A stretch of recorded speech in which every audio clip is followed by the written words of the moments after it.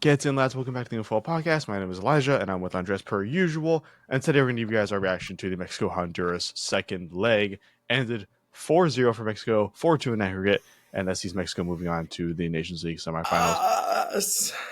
So we're going to give you guys our reaction to that game. But before we get into it, leave a like if you enjoyed watching that game. Make sure to subscribe if you guys want more Nations League, Concacaf, Mexico, Honduras content, and then leave a comment down below your opinion on those games or that second leg or whatever. But yeah, let's get into it. Obviously, number one, Andres called it 4-0 for Mexico. Football in the beginning of the guru. stream. Football guru. Amazing. I don't think anybody expected 4-0. I did. I mean, yeah, obviously, but I don't think I'm not saying I didn't expect Mexico to win it, but I didn't expect a 4-0 win for Mexico there. With a goal by Jorge Sanchez. Damn you, Jorge. Mikhail called it too. Even crazier, bro. I know. Henry Martin scored twice. One was a penalty. Overall, just good performance from Mexico. They dominated the game from start to finish. Honduras didn't have a shout in that game. A single shot in that game. Shout out to Malagon though. He made a clutch save right before we scored the equalizer. So yeah, first of all, Memo starting game one. Let's just forget that ever happened. Thank God he didn't start this game too, because, oof. We could be here being depressed. Well, I could be here being depressed. You could be here happy. You know what I mean? But today, you're moderate. Today you're moderate, and I'm happy. I'm moderate. I'm for the sake of the channel. For the sake of the semis. You know what I mean? Beginning of the game, looking at that team sheet, I wasn't the most hopeful. It was midfield galore, not many attacking options. Charlie was starting. I wasn't the most hopeful into how the game was going to go. But I want, by saying that, I want to give my props to Javier Aguirre. I think he set that game up well in the end. I think he made good substitutions. I think he just played the game overall well. He made 8 changes from the first game, which, let's be honest, no other manager before him is going to be doing that for Mexico. Whether they don't want to do it or they'll be allowed to do it, I don't know. But he made 8 changes, which is huge. That is amazing. 3 goals were scored by players he did substitute in. So great substitutions on his part. And then that Mexico team generated 27 shots, where they scored 4 against a team that attempted to park the bus, that played almost 0 offense. Good on Javier Aguirre, man. I mean, don't get me wrong. We've been big proponents of that, the fact that he maybe isn't the answer to Mexico, and maybe he's not the right guy going into the 2026 World Cup. But maybe it turned some heads here. I thought he did good. I thought it was fantastic. I agree. Everything you said, literally, I said on stream right after the game. Like, literally. It was just fantastic from him. I feel like maybe the starting lineup could have been a lot stronger, you could argue, based on the substitutions that were made. But overall, they got the job done. So I can't complain one bit. I really can't. Oh, absolutely. Yeah, I mean, like I said, Henry Martin. Obviously, Andres isn't the biggest fan of Henry Martin, nor are a lot of El Tri fans at this point. But he came on, he did his job. Raul Jimenez also had a great game. Let's talk about that assist to Raul Jimenez to get the goals flowing. Oh, my God. The ping. Beautiful. Dude. Beautiful. Honestly, it's like everyone had a good game. Yeah. Everyone. Except Jorge Sanchez until he scored, because he missed an absolute sitter right before that. But that was crazy. But he made up for it. I don't think one player had a bad game, I would say. I would say Cesar Montes, if you had to pick someone, was probably the weakest link. If you had to pick someone, the weakest link, purely because of the amount of balls he gave away, was like absurd. I don't. He still finished at 7.6. It's fine. It's only football. I mean, you could... Charlie didn't even have that bad of a game.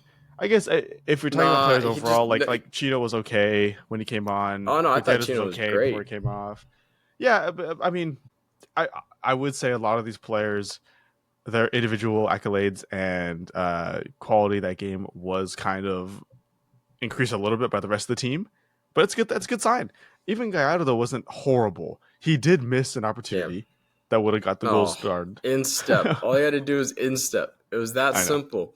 Bro said, "Nah, I'm gonna hit it with laces," and that's what happens when you do that. Absolutely. Can I give my flowers to Orozco? Orozco, if at least for my opinion, should be man of the match overall. That man needs to go to Europe before it's too late. Let that man go to Europe, please. He deserves to not be playing in Liga MX. He was great. He had a really, really, really good game. Edson had a good game. Vega, Man Vega of the won man of the match. match. Yeah, look at him. Even Luis Romo wasn't that bad. Uh, Overall. I'm okay. the subs made it look a None of lot these better. players had a bad game. No, these players all had good games. Even starting that up. It's just it took a long time to get that though. It Yeah, took a while, but by the end of it, it they had a really was good game. I mean, you can't deny that. it was a team win, that's for sure. I felt like all the goals were not just individual efforts; it was all No, team. And I think that's we talked about a little bit on the stream yesterday during the game about is this like equalizer at the time because it was 2-1 on right. aggregate. Is this equalizer going to be an individual effort? And it turns out it was a team effort. Flick on from Raul Jimenez, tap in for Henry Martin. So, I mean, just happy days, really. I mean, it's just the Yeah. way they played. Now, the question is, can they maintain it? That's the I don't know. question. Can they play like I, that against Canada in the semifinals? No, I don't I know. don't see it. I don't see it. Now let's remind that semifinals is I believe it's just a one game, right? Yep, just one. It's a one off game, right? So they have one opportunity to do so. Canada also had a really really good second leg against Suriname. First game was okay, but the second game was really really good. Canada are still a force to be reckoned with, and I know Jesse Marsh is talking about going to Europe between now and then to look at players, whether that's dual nationals or not. Um, Canada is still a force to be reckoned with, and still probably the most dominant force in the region right now. I Yep. don't know. I'm not saying it's impossible though. I think Mexico can do it, but I think if there's one team they didn't want to play against, it was Canada, without a doubt. It's Canada. The U.S. get an easy route again. Panama. I wouldn't even say it's an easy route. Panama, obviously, Panama. I don't think. I think they gave Costa Rica a lot of leeway in those two legs, and it was closer than a lot of people thought. But Panama is still a good team, and obviously, the last game they played, or last competitive game they played, USA lost. So We'll see. I I do think Let's, it is obviously easier. It is the easiest. You're right, out of Mexico and Canada, but it's not going to be easy. Regardless though, one team we are not seeing anymore is Honduras. Honduras did not play that second game well at all. no, There is a statistic that they've never beaten Mexico after winning, like in the game after. They've never beaten Mexico again in the second game after, and yeah. holds true. I mean, they just had they were hardly present in that game at all. Their attack consisted of offsides and half chances Yeah, created by nothing. Just literally yeah, just it and fell right to them. fouls and falling over for fouls. Yeah. Honduras, I don't know. I don't know what happened with them. I I don't know if they were scared. I don't know if they just don't know how to play this. I don't know if the manager just didn't really instill anything before. It just, yeah, just nothing happened. I like okay. Let's compare the second leg to the first leg. What was different? What would you say it was the difference? I just think Mexico was on the Well, front foot. They were on it. yeah, I mean, I would say, okay, there's two big differences for me. One of them is the home stadium, right? Honduras at home is a fortress. It is one of the hardest places to play at in Concacaf, without a doubt. So having this whole stadium around you of fans that are 100% gonna fight for you, and literally did, they had a Yeah. world class throw to Javier Aguirre's head and Bro, hit him dead on launch with a full that. Send him cannon. to the It was, NFL or the MLB, bro. That bro, was crazy. give him Dak Prescott's contract at this point because the Cowboys Exactly. might do a little Chuck him better in. with him. Chuck him in. Yeah. So, like, to have that, right? That passion around you, that ability to kind of do whatever you want without really being critiqued. I think Honduras had that. And that's why they scored two.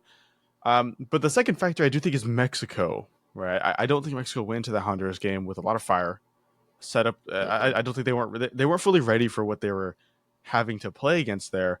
Um, so that would be the two I would say. But then to go back in the second leg, to go back to Toluca, where Honduras fans really don't play a part at all um, Yeah. in the whole thing. And you Fun have fun Mexico and fact about that stadium: the last time Mexico lost there was when the World Cup was held in Mexico. well, look I at guess that. they lost 4-1 to Italy. Fun fact. Look at Little that. fun fact for you. That was last Um, time. Thank you for that, Andres. I appreciate Mm-hmm. that. Yeah, I mean, Mexico also just knew how to play against this Honduras team. I think you can also obviously Honduras didn't play. I mean, they won that first game. Wasn't the best game in the world for them, but they got the win. That's all that matters. Exactly. Javier Aguirre is a talented enough manager to see where the faults are with his opponents, and I think that's what happened. I think that he just set up. I think Mexico just came into it also knowing that Tactical masterclass. tactical masterclass. Mexico also comes into it playing in Mexico, knowing they don't want to lose to Honduras in Mexico. There's just a lot more fire there. There's just a lot more fire Yeah. there, and it worked. It worked for them. So, I like, good on think them. 4 goals. I think what the highlight for me was how quick they were moving the ball. Like I think that the substitutions that are the changes Aguirre made from the first and second leg was really good because he put players on the pitch that were able to move the ball quickly. Yes, we I think I dig a lot on Charlie Rodriguez, obviously, Right. but Everyone does. everyone does. It's but I will say he is able to move the ball a little bit quicker than certain players that are on the team. Like Luis Chavez, I think he takes a little bit too long on the ball, which allows the Honduras to set up and all that jazz. So I felt like that was an issue in the first leg was we weren't quick enough, so we couldn't create any space, any chances like that. But in this game, yesterday's game, completely different story. We were pinging the ball, looking like prime Barcelona in certain moments, creating space, doing 1-2s, all that jazz, and it was just good football. I mean, it's not. I hope it's something we can continue because we saw a little bit of that against the United States. I would say back in Yeah. that friendly, the 2-0 win. Yeah. Um, but I hope it's not just this thing where we can play like that, but only if there's something on the line. You know what I mean? Like if it's like a big occasion like this, like Honduras 2-0 down on the coming into this like big occasion, United States big occasion. Like I hope it's like we can get the job done consistently, playing like this against anyone. Yeah. So Yeah. I think Canada's a very big game. Obviously, it's a semifinal, but in terms of how the direction we're going, is it something we're going to continue and take a step forward, or are we going to keep taking one step forward, 2 steps back type of thing? And so that's going to be huge to watch in March for sure. I think Yeah. to see how we're going to play, and I hope we don't. I hope we don't show Canada any respect in that sense of sitting No, back I and being don't. like, I hope not, but we'll see. But Yeah. yeah, I think this is very encouraging to see once again, especially the fight the players showed kind of resembled a little bit of the old squad, the passion the players showed. So that was nice to see. Okay. Not a Um, bad shout. Not a bad shout. yeah, I'm Yeah. pretty excited. I'm pretty excited. For once, I'm excited Absolutely. for international windows again. So we'll see what happens. Yes. And obviously, it is in the far future. It's 4 months time. That's a third Oh of a my year. goodness. Third of a year. But we are gonna have a lot of content regarding that as the time goes on. We should do. We might do an early predictions, like in the next coming weeks, and then a prediction as we get closer. Because I do think it should be fun to talk about. But yeah, I am as a neutral.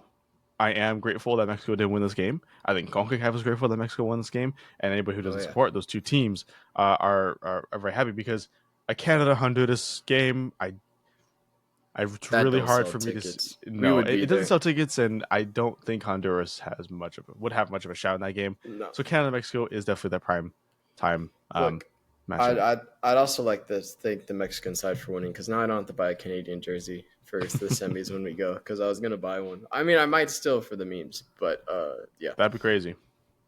Traitor. underneath. That I you'd be know a it would traitor. be hardcore, but only for the content purpose only for that, Right. for sure, Right, for the content, yeah. for the I'm sure content. I would next time I see your dad, I would show him that picture of you and just be like, "Hey, look what your son Just in the vlog, just no matter what. But yeah, did." Yeah. There are going to be a lot of questions for those games though, because Santi will be back. Santi will be back with the team. oof, You have to now deal with Jorge Sanchez again. Fortunately, he can have 5 bad games and 1 good game, and he'll still be considered a number 1 for this team. You might have Julian Araujo back by then. You're going to have a lot of players. You're going to have a lot of players at your disposal here, which will be interesting. So we are definitely going to be covering that as time goes on. But of course, let us know your comments in the description or in the comments about this past game, what your thoughts were. And yeah, we're gonna be. We won't. I was gonna say we might stream those games in March, but no, we'll be there. we will be there. We'll be there. Is the plan? Is the plan, of course. No, I But yeah, believe. I believe we'll be there. We'll be there. All right, Andres, you got anything else to add before we kill it here? Raul Jimenez is making a name for himself. That's all I gotta say. One I last would little say note. reclaiming his title.